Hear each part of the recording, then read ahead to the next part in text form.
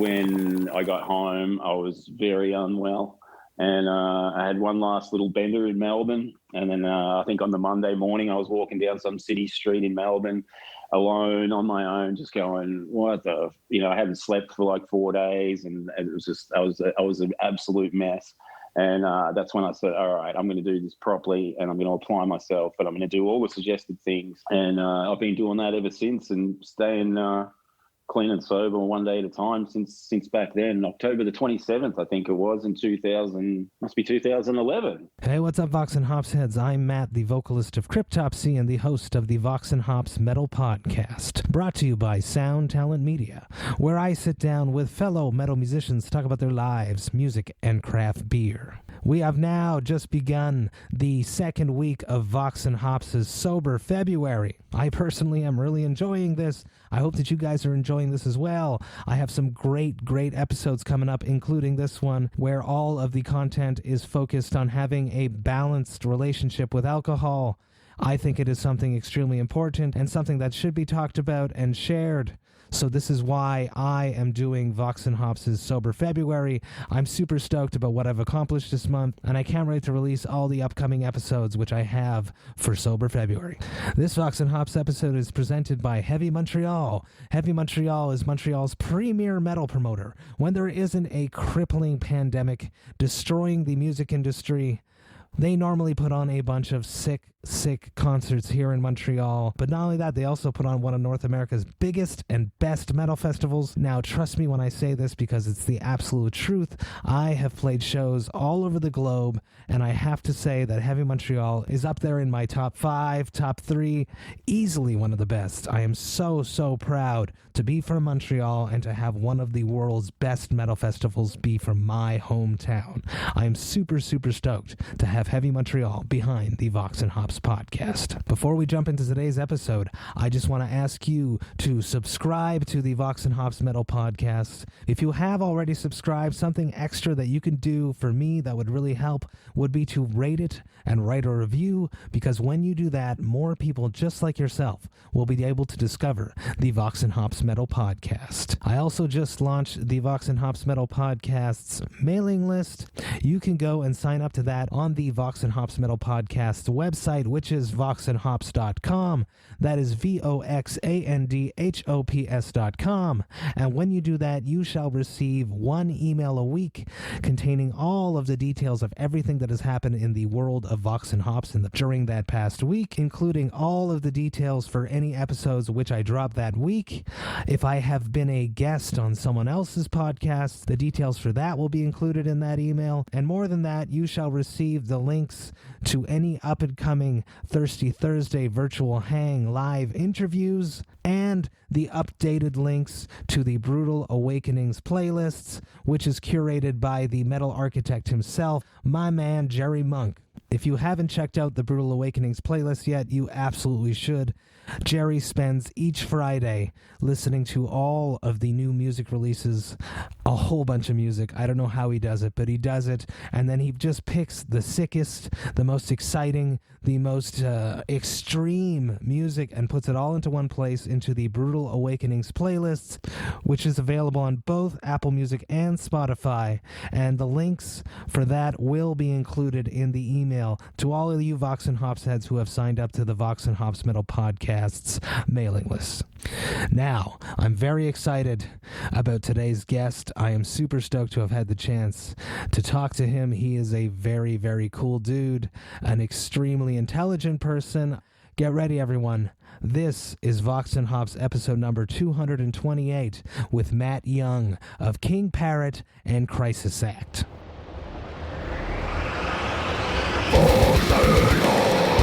I warn you, what you are about to hear is very disturbing indeed.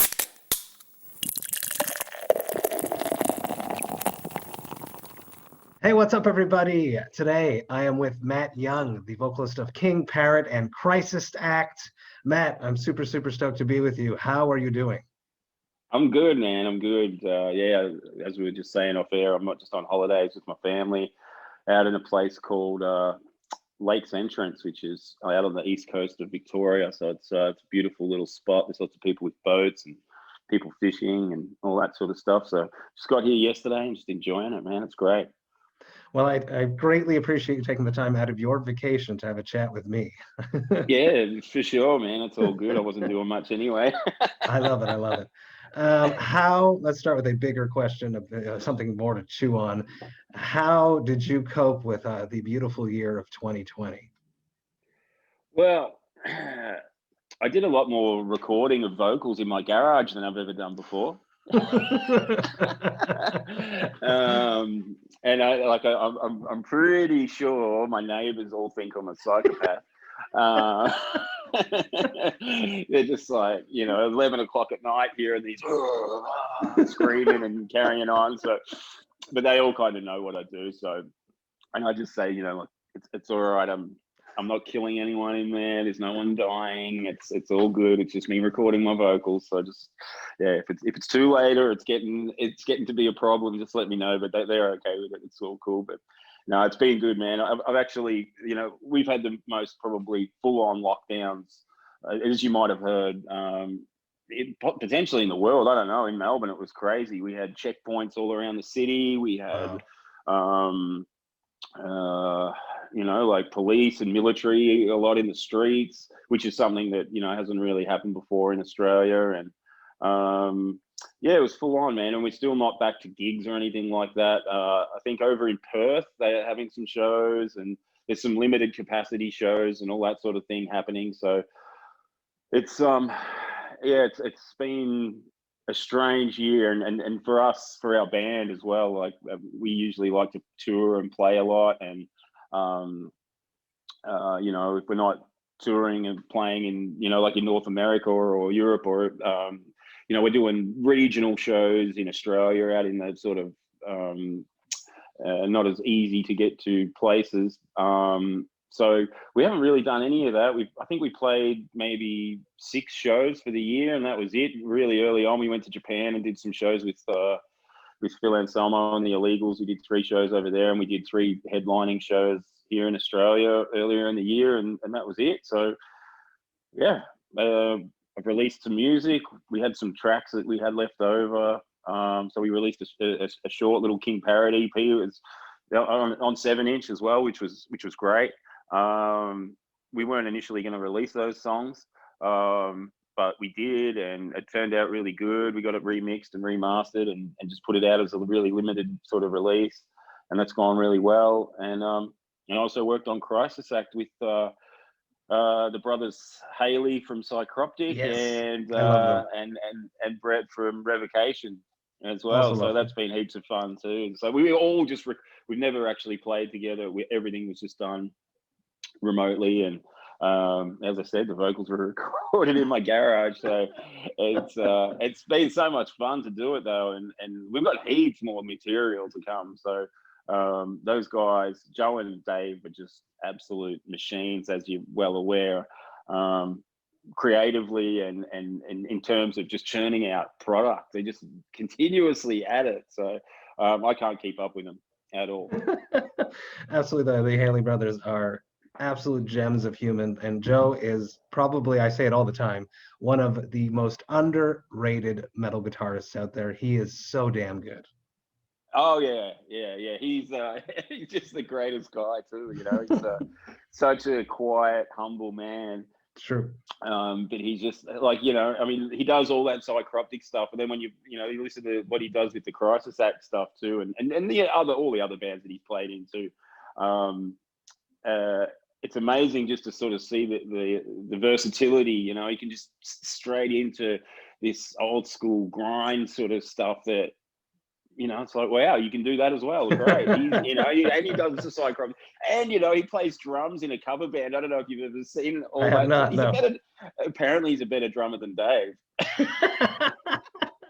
Dave has been busy too. He dropped Werewolves this year. I think 2 albums. Yeah. They have a new album coming in. That's super sick. Super sick. Talk to me about tracking in your garage. Is that the first time you've done that? Oh, no. But, it's not the first time I've done it, but it's the first time I've done it for a release. Yeah, like for something that we've actually put out.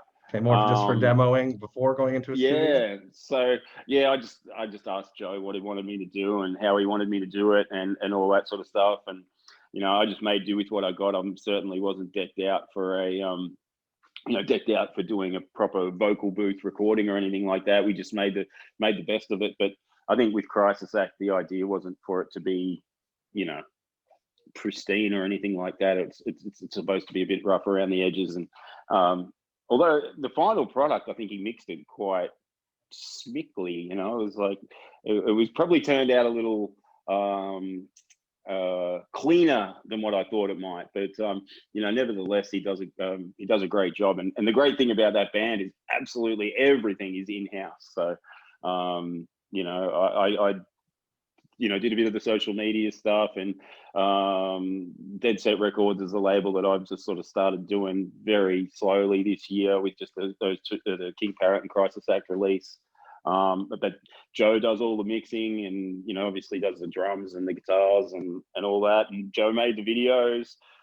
We sort of did dodgy iPhone videos and stuff, which, he just sort of turned into how they came out, which I think they turned out okay.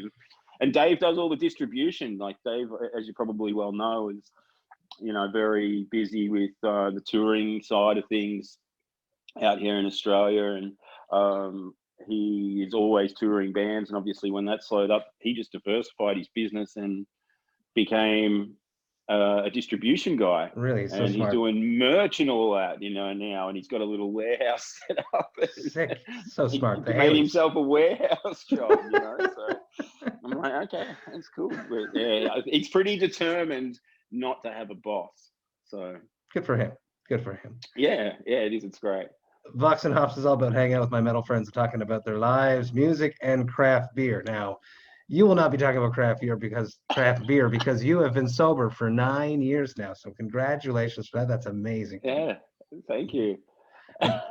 And I definitely want to have a chat with you for my sober February, which is happening right now. So talk to me about being sober. Talk to me about, before that, let me introduce the drinking. What are you drinking on your side? And then I'll introduce what I'm drinking on my side.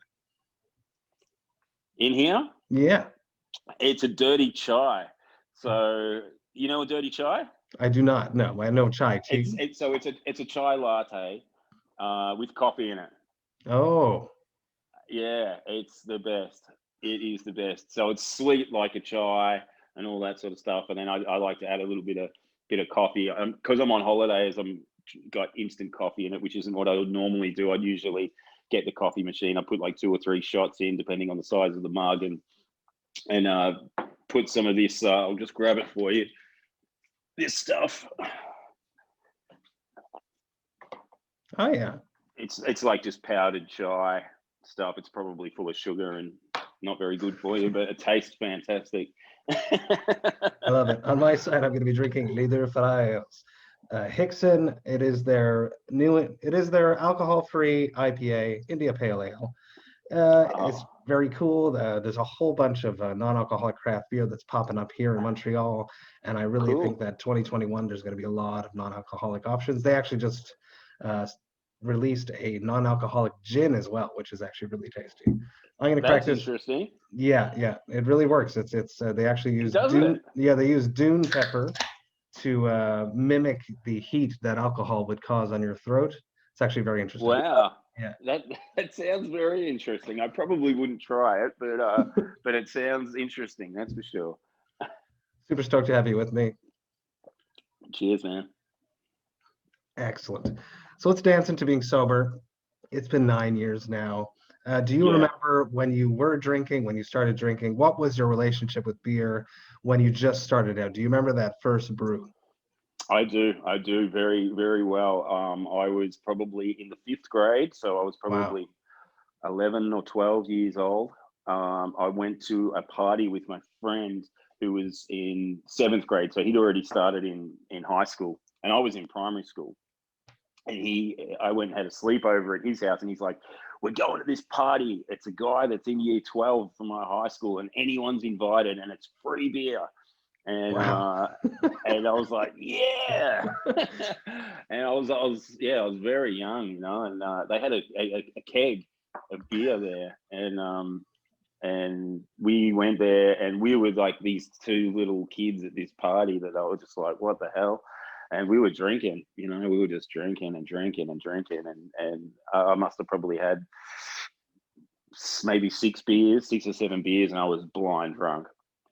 And then the police rolled up, and we ran, and we were, it was sort of where we grew up was sort of out in the countryside a little bit, so we had to run out in this paddock and hide in the grass, and Jesus. ridiculous.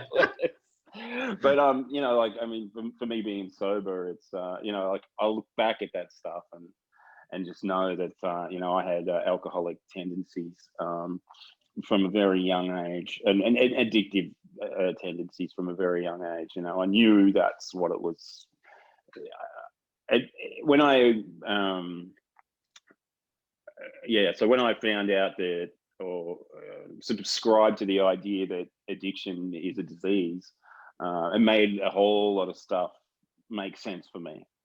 And I was sort of like, that explains pretty much the reason my whole life just went straight downhill from 15 onwards, until I was about 30 when I got sober. Wow. What was the awakening moment? What turned the page? What was that day like when it was like, I can't do this anymore? Well, there was several of those days. There was a time I was in a pretty toxic relationship for a little while, and that all kind of went pear-shaped, but that was sort of the catalyst for me to start getting engaged with it in a more serious way. I think I've made some feeble attempts in the last 5 years of my drinking and using drugs to stop, but they were feeble attempts. It wasn't something that I was really genuinely trying to pursue. I just knew that I didn't want to do it to the extent that I was doing it. But being in that toxic sort of relationship with someone was the catalyst for me. I got introduced to 12-step programs, which is what I do. And I think initially I got about 3 months up, and then I wasn't quite doing all the things. I was going to a few meetings and things like that, and then I went on tour in Europe with a band that I was playing bass with.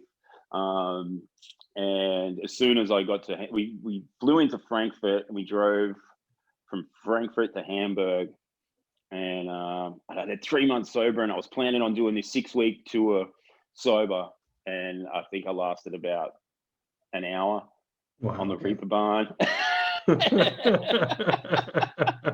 And I just, like, that whole tour, that whole 6 weeks, I used and drank every single day. And then when I got home, I was very unwell, and I had one last little bender in Melbourne. And then I think on the Monday morning, I was walking down some city street in Melbourne alone on my own, just going, what the, I hadn't slept for like 4 days, and it was just, I was an absolute mess. And that's when I said, all right, I'm going to do this properly, and I'm going to apply myself, and I'm going to do all the suggested things. And I've been doing that ever since, and staying clean and sober one day at a time since back then. October the 27th, I think it was, in 2011. It's amazing. Yeah. So it's amazing. Yeah. It's been a lot of hard work, though, that's for sure. I've heard everyone that I've spoken to has said the same thing. And are there days that are still hard where you still want to go and experiment with it again?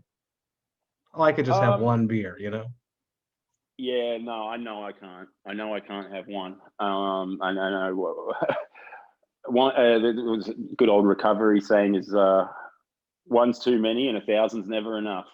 Exactly. You might have heard it.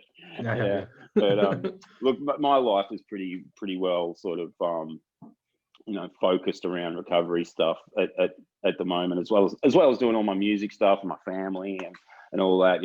I have a really strong connection with the recovery community. I work at a drug and alcohol rehab, which I've been doing for the last sort of 3 years. King Parrot probably hasn't been as busy the last 2 years, and obviously this year we haven't been like busy in a live sense.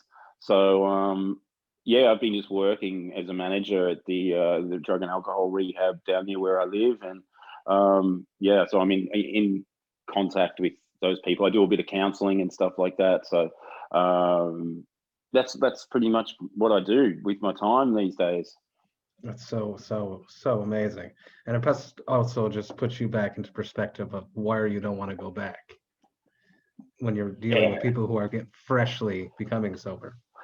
Yeah, man, it is. It's a real eye opener. It's really challenging work. It's very draining. It's you're dealing with people on a day-to-day basis who are, at the most vulnerable point in their life, and they're basically putting their hand up and saying, "I need help," and that's the key, is having people at that point in their life putting their hand up and saying, "Hey, I need some help."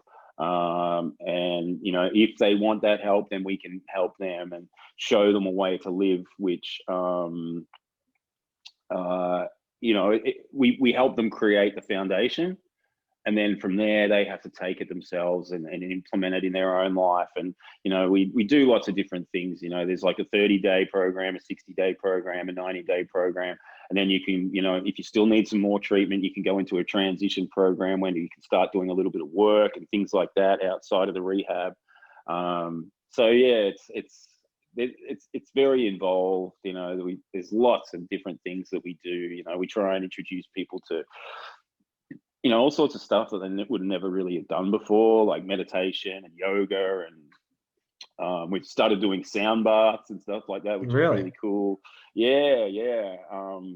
We take them to the gym. We get them doing personal training. We make them cook. They have to cook all their own meals that have been designed by a nutritionist. They got to clean and make sure that they've got the place all, spick and span. And it's a really interesting program. Obviously, there's psychology and group therapy sessions and all that sort of stuff, And then we also try and get them out and involved in the 12-step fellowship in our local area, and getting them interacting with people that are actually living a clean and sober lifestyle, and which is important too, because when you are an alcoholic or addicted to drugs, it is a major part of your identity. It's something that has taken over everything in your life. So yeah. How did you get out of, and did you have to just break ties with a bunch of relationships? How did people around you cope with the new Matt Young?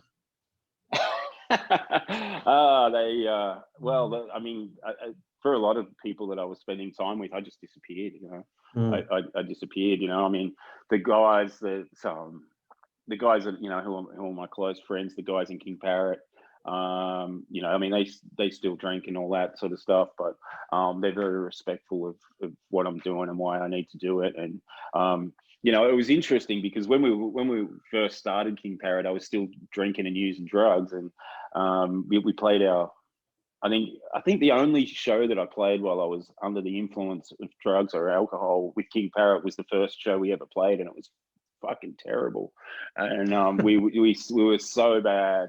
And I just I blew my voice. I was still smoking cigarettes, and I blew my voice out. I blew everything. It was just it was a mess. And the guitarist's amp cut out, and the distortion wasn't working, so we only had it clean. It was just a mess. It was so bad, And then I think we had a bit of a break after that, and we fired things up around. We were jamming around 2009, and I think we started doing it more properly around 2010, 2011. And and that was when I kind of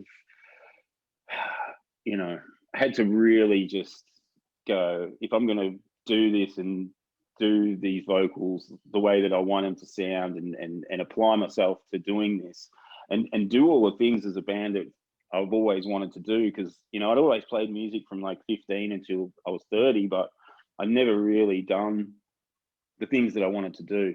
I'd never done the touring stuff properly, and I'd never been, did it the way I wanted to do it. And with that last tour that I was just telling you about, where I kind of had 3 months clean and went out on tour playing bass with this band, and we went to Europe, I saw that it was possible. These guys in the band were motivated and they were organized. And I'm just like, this is what I'm not doing. And I know I can do this myself if I apply myself properly. So it was interesting. I took all the things that I'd learned from recovery and getting clean and stuff, and I just applied it to the business of King Parrot. And I don't know if the guys from the band knew that or anything, but it worked. But it was just about being honest, you know. So like, you know, one thing that I'd always done was I'd always just take the band money when I'd play in bands, and we'd just go and spend it on drugs and alcohol. Every gig, we would always just do that, and it was like, so we stopped doing that. You know, we started taking the band seriously and started doing the business seriously. And I think one of the proudest things I am of King Parrot is that, you know, we've never really had to interject our own money into the band or anything like that. It's just been a self-funding band the whole time. And for the amount of stuff that we've achieved in the time that we've been a band, like 10 years or whatever, it's been amazing just to sort of watch it start from a pile of 20 t-shirts to, you know, all the stuff that we've done as a, you know, shitty old grindcore band from Melbourne. You know, it's been really fun. It's been really cool, and it's given us so many life experiences that we'll never forget.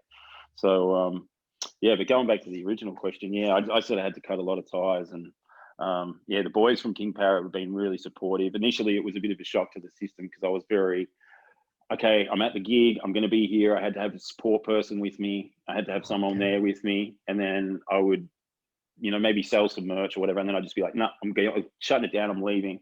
And it was a little bit weird to begin with, but as time's gone on, man, I don't really have a desire to use drugs or drink alcohol anymore. And I'm very focused on when we do a show that I'm working from the minute we get there till the minute we leave. You know, I'm doing something the whole time. I'm selling merch, I'm out talking to people, doing the money, settling up, managing things, whatever. I just keep myself busy.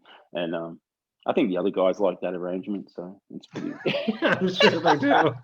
yeah, it's good. I'm just happy to do it, man, because they want to have fun and they want to have a good time and all that sort of stuff, you know. And I like driving, and you know, like we've done a lot of van tours, although I, you know, prefer not to do the van tours anymore if we can get away from get out of it. But yeah, like we've had some sketchy moments in those vans, that's for sure.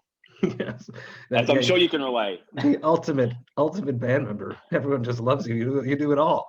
Oh, I try to, man, but it's just it's sort of yeah. It's always a team effort. I mean, everyone's always there, but I try to do most of the stuff, yeah, just to make it smooth. And it's I find it sometimes easier when you just have one person doing it, you know. Absolutely. Too many chefs in the kitchen is always a nightmare. yeah, you're not wrong, man. You're not wrong. What would be some advice for someone that is listening that, you know, maybe the words that you're about to say is that what they need to hear so that they could become sober because they have a problem? Well, I would, you know, I mean, so in Australia, there's a real culture thing with drugs and alcohol, and it's probably a worldwide thing, I guess. I don't know, but in Australia, it's very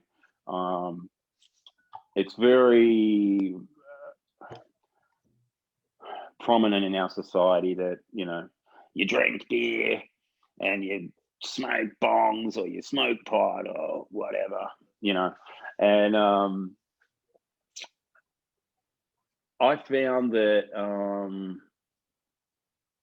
lot of the things that I'd learned through my life growing up they didn't resonate with me. And I found that becoming vulnerable and asking for help was possibly the best, strongest, most courageous thing that I could do. And that was always foreign to me. It was like, whoa, ask for help? Oh, no way, you know. But as soon as I did, it was an amazing experience. A whole new world opened up for me, you know, like this whole new world opened up, and I was like, far out, I can just be vulnerable, say how I'm feeling and talk about how I'm feeling, talk about what's going on for me. And there's people out there that want to help, and there's people out there in the world that want to be around and share and talk. And, from just being in recovery, like, it's opened so many things up for me. Like when we go on tour and stuff, I'll often just duck off and go to a meeting or something like that. And I've had so many, like, I don't know, I'm just trying to think of one thing that happened. Okay, we're in New York one day, and we were staying in a hotel in Manhattan, and I went to this meeting and met up with an Australian guy that I was friends with way out in the Bronx, right? And I caught the subway out there, and I met up with him, and we went and had some food, and then he took me to his meeting. And I went to the meeting, and it was great, and I felt good. And then I was like about to jump on the subway. It was probably about 9 o'clock at night, and I was about to head back into Manhattan, which is maybe an hour or so on the trains and swapping around. And, this guy that I never met before just goes, "Dude, there's no way known I'm putting you on the subway. Jump in the car. I'll drop you off at your hotel." And I was like, "Really?" that would be a lot better. Saving you an hour. Yeah, and he ended up being, like, he started talking metal with me. He was a metalhead. We put some tunes on. We were talking shit. He's like, I put him on the guest list for the show the next night. Amazing. Came along. I've had so many experiences like that. If I was still using and drinking, I wouldn't have those experiences. It'd be, you'd meet someone, you might be doing some coke in the toilet or something like that, and you wouldn't remember their name, and you'd be blind drunk, you'd feel like shit the next day, and whatever. Like, I don't know, for me, everything becomes so much more real when you're sober and when you're clean. And I found also that, like, my performance with the music stuff became a lot more genuine too, and I was able to sort of really interact with the audience in a much more genuine way. So, yeah, I mean, I guess for me, the self-esteem, like, it was less ego and more self-esteem and confidence and stuff like that. That all came from being vulnerable. So what I would say to people is, like, don't be afraid to be vulnerable, and don't be afraid to ask for help. And there's so much help out there if you really want it. But you've got to really want it. It won't just sort of come knocking on your door, "Hey, help!" It's like, you got to go get it. Yeah. So, yeah, and like, I always try and make myself available to people that are having issues or whatever as well. So that's something that's really important to me as well, and it's something that I do in my job on a daily basis too. Does that happen on tour sometimes too? You see people that are potentially struggling, and you lend them a helping hand? Absolutely. Yeah. Happens in my own band. Because essentially, people go through waves sometimes, and they're hurting on the tour, and they overindulge a bit too much. Yeah, absolutely, man. I've had lots of different experiences with all sorts of different people, and I guess I won't break anyone's anonymity, but No. No, but I've had some amazing chats with some people about sobriety and what their take is on it and how it applies to them. I've spent countless hours talking shit in the back of tour buses and stuff with people that are in recovery too. And I think it was somewhere up in Canada. I think it might have been in Edmonton. I had this group of young guys that were in recovery that came up and said, "Hey, man, we're in recovery. Do you want to do an impromptu meeting?" And like these they were all in their 20s, and they were all in recovery, but they were all fans of King Parrot, and they knew from reading my lyrics and stuff that I was in recovery. So, yeah. Wow. Being a father of young children, how are you going to educate them or react when they do come home drunk that first time? Oh man, that's a tough one, isn't it? I mean, what do you do? I mean, we've got children that are older. Well, our oldest daughter is older than I was the first time I got drunk, and she's nowhere. It's not even on her radar. It's not even on her radar. So that's amazing. But oh man, what am I going to do?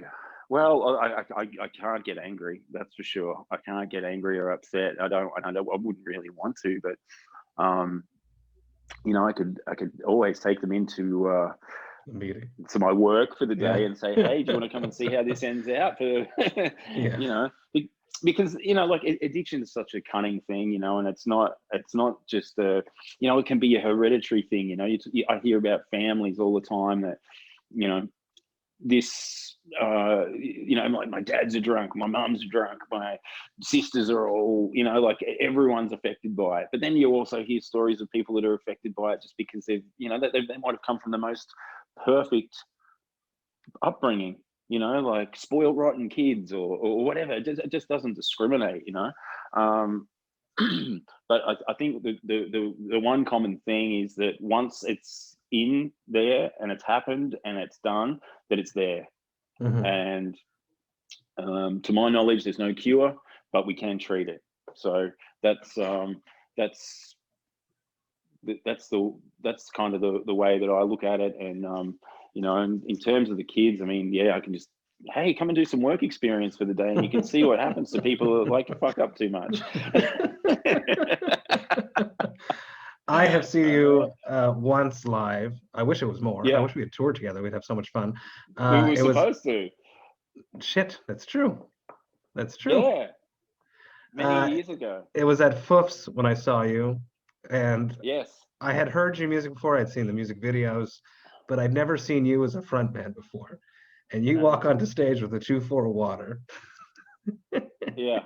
And by the end of the show, there's no water left and everyone is wet. And you were like a maniac. And I just was blown away. One of the best frontman performances I've ever seen in my life. Just Thank you. fearless. So where does that come from? I think it comes from being sober. I really do. I mean, but I think I try and take my cues from like it's a performance, I think, in a way, but I'm not sure how familiar you are with the older sort of Australian scene, but we grew up with some really great bands, and they were a big influence on our band, and some bands like Blood Duster. There's another band called Damaged, which were just incredible. Who we had both of the drummer from Blood Duster and the drummer from Damaged have both played in King Parrot at different points. Cool. And we wanted to produce something. We wanted to produce a sound that was similar, so we wanted it to sound Australian. We wanted it to come across Australian, but we wanted it to be as extreme as all that stuff was. But we also wanted to get out there and tour it and play around the world, which a lot of those bands hadn't had the opportunity to do that. And we wanted to take that ferocious Australian approach to an in-your-face approach to the live performance, so that we could really interact with the audience. Yeah, and just make it so people were like, whether they either loved it or they hated it, they had to feel something about it. What the fuck just happened? Yeah, pretty much. And in early days when I was super early in recovery and not drinking, I would, there would be maybe 20, 30, 40 people at the show, and I would go and knock people's beers out of their hands, or if they had their beers sitting on the table, I would just push the table over and just really start some shit, and early days, it was, we kind of got that sort of reputation for being stupid and wild and anything can happen at this show kind of thing. It was kind of lucky that we did that shit on the Liver video, which really brought in a lot of people to our audience. And when we put out our first record and stuff, and it became, the crowds, the venue started to fill up a little bit more. So I didn't have the opportunity to jump in and because it was getting a little bit sketchy. There was a couple of shows where I actually got into fights with the audience members and stuff like that. And, being sober, that wasn't really what I wanted to do, but it was just a weird time for me as a individual, I was sort of like, frustrated and angry that I couldn't drink, but I didn't want to drink. And I knew what it was going to do. And I was playing in this super extreme band that played this music. And I was just like, fuck it, like, fuck everything.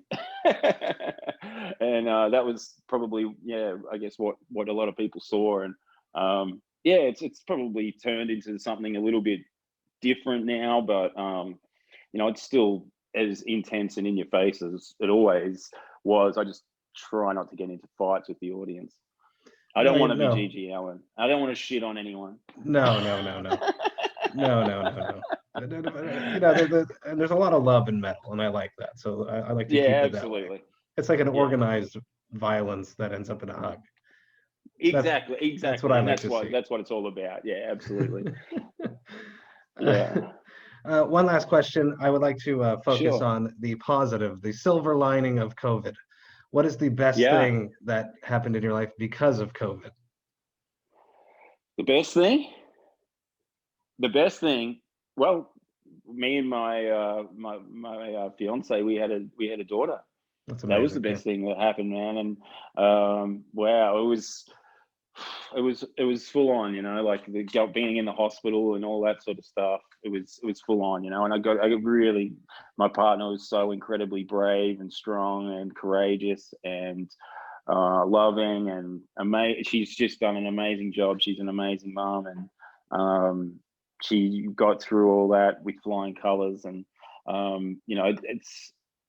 it's definitely had an effect on us, but things being the way that they are at the moment, having a new baby and, like having a new baby and then having the kids, we didn't, like, the schools were closed in Victoria here.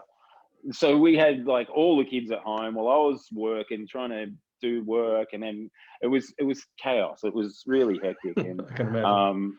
oh man, it was something else. And but I mean, having a little baby girl is just the most incredible thing, and we're just so happy, and it's just nice to be out on a holiday right now. And like, while the restrictions have somewhat eased a little bit where we are, it feels like it's going to ramp up again. And oh man, it's just, I guess for me personally, it's just such a shame that we can't play. I just love to get back to playing live, man. That's for sure. Absolutely love to get back to playing live. I don't know when it's going to happen. We've got a tour book for June. We'll see how we go. Okay, excellent. Matt, thank you so much for taking the time to have a chat with me. Absolutely. Just so honest and vulnerable, and just telling me all about your life, about being sober. I love it so much. Thank you. I really, really appreciate that. Everyone, please go check out that new King Parrot record and CrisisAct, because they're absolute bangers. Matt, you're a legend. Thank you so much. Cheers. Thanks, Matt. Take care, brother. Hey, thank you all so much for listening right to the end. You know that I love and appreciate that. What an amazing conversation this was. Honestly, this was the first interview that I did for 2021. I was just so excited after this conversation about how honest and how forthright Matt was during this chat. I found it just truly inspiring, and he's absolutely right. If you are listening right now, and if you feel like your relationship with drugs or alcohol is something that you need to reevaluate, do not be afraid to ask for help. There are groups out there. There are people just waiting to listen to you. There is no shame with asking for help. It is something very, very important that we all must comprehend and put behind us. If you need help, ask for it.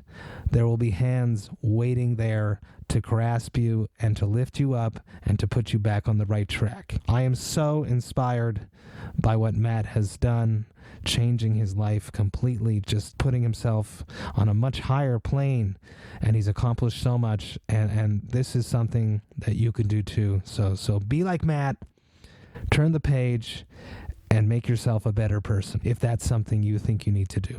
If you enjoyed this Vox and Hops episode, you should subscribe to it on the podcast platform of your choice. But not only that, something else that would really help the Vox and Hops Metal Podcast would be if you were to rate it or write a review, because when you do that, the podcast platforms that you listen to the podcast on will treat the podcast differently in their algorithm, and it will really help more people just like yourself discover the Vox and Hops podcast, which is something that I would appreciate very much. I also just launched the Vox and Hops Metal Podcast's mailing list. You can sign up to that on the Vox and Hops Metal Podcast website. That is voxandhops.com. That's right, VOXANDHOPS.com.